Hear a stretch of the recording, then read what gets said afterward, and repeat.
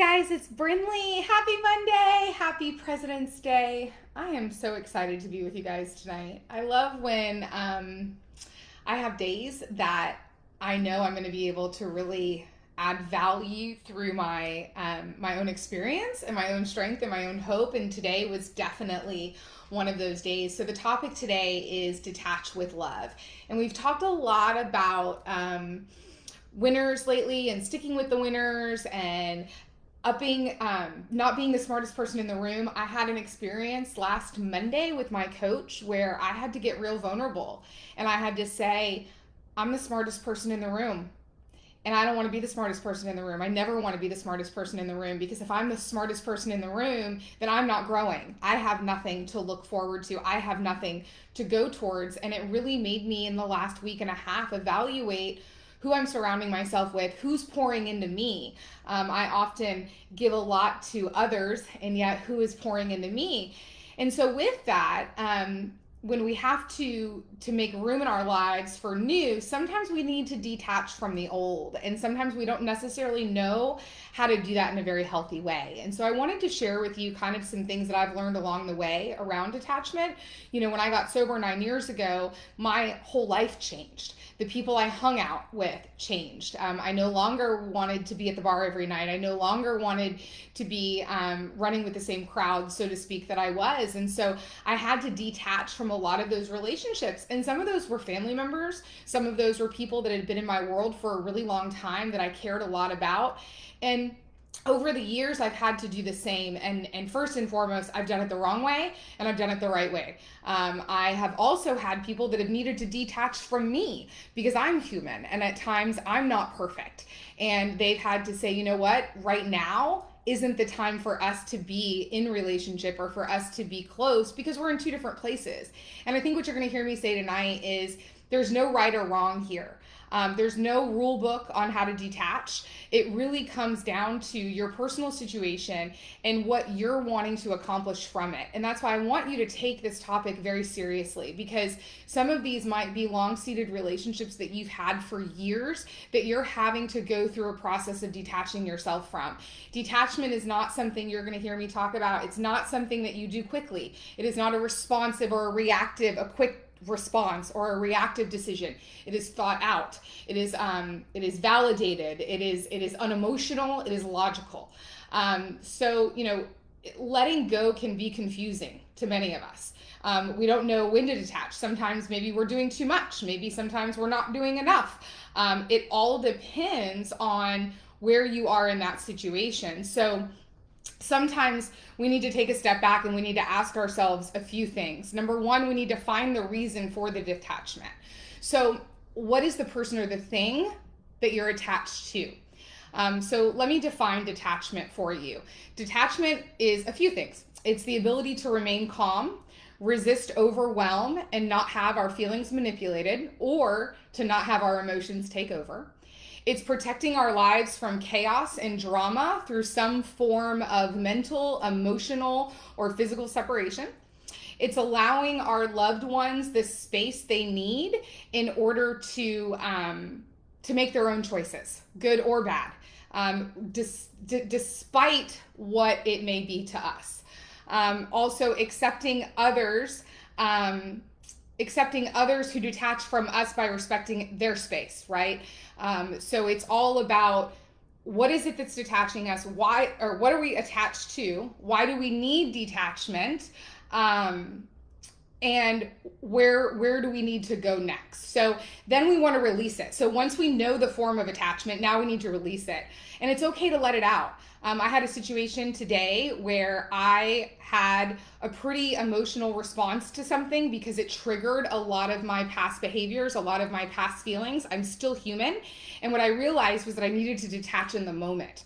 I was attached to the outcome. I was attached to the way these individuals were making me feel. And at that moment, I needed to walk away. So also remember that detachment doesn't have to be this big, major thing. It could be just detaching in the moment, because whatever's happening in that moment is not healthy. It's not putting you in a good space. It's not giving you the energy that you need. So once you release a little bit, don't be afraid to cry. Don't be afraid to feel, right? Our feelings are valid. It's what makes us human. We're allowed to feel. We're allowed to be upset. Today I was allowed to feel rejected because I'm human, right? And rejection is a common human behavior and a human feeling. So no one should be judged for their feelings. That's what makes you human.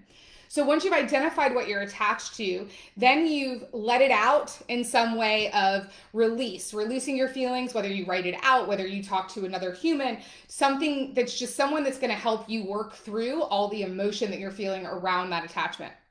And then start little by little. I think this is the most important thing that I've learned with detachment is that I can be very reactive and I can make very in the moment reactive decisions to say we're done. I'm walking away. I'm gone. I'm done. I'm out. I'm over it. And that's my emotional response. That's not my logical response.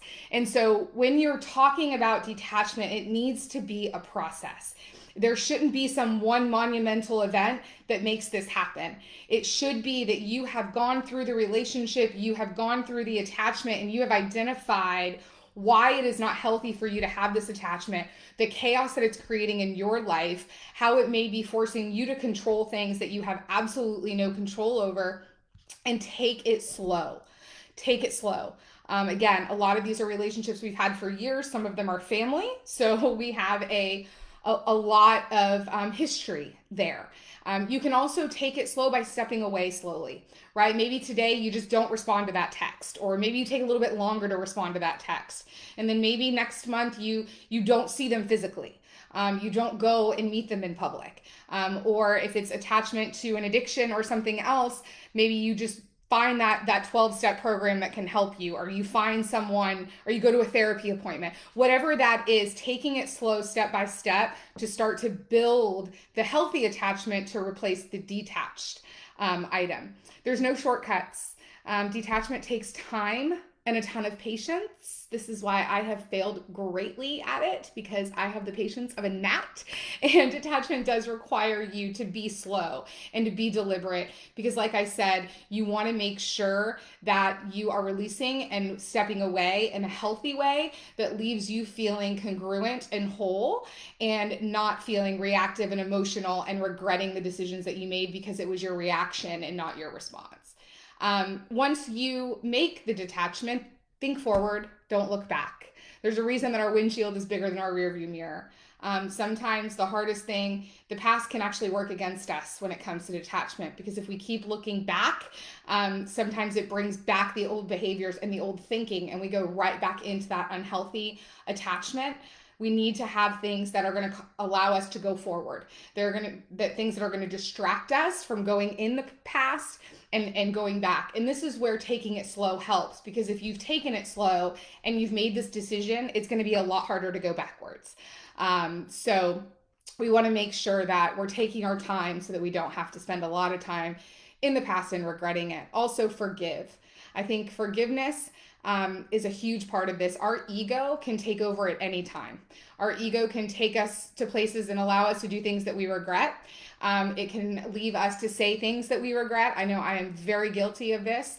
My ego has put me in situations that were far worse than they could have been had I not had any pride or ego. So sometimes we just have to come from a place of contribution, of value, that we care about the person, we care about the thing that we're detaching from, and we're doing this out of love. We're doing this because we care about them and we love ourselves.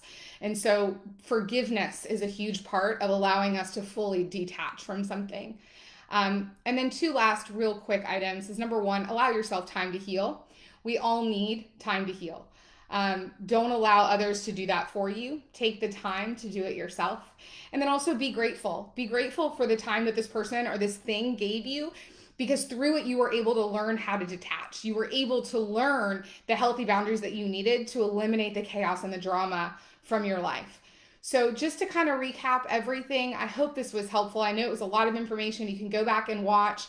Is number one is really think through the attachment and what the root cause of it is. So then you can take your time and release it the right way so that you can move on in forgiveness and gratitude and heal from that. And don't be afraid. If you want to talk more offline about this, please feel free to DM me.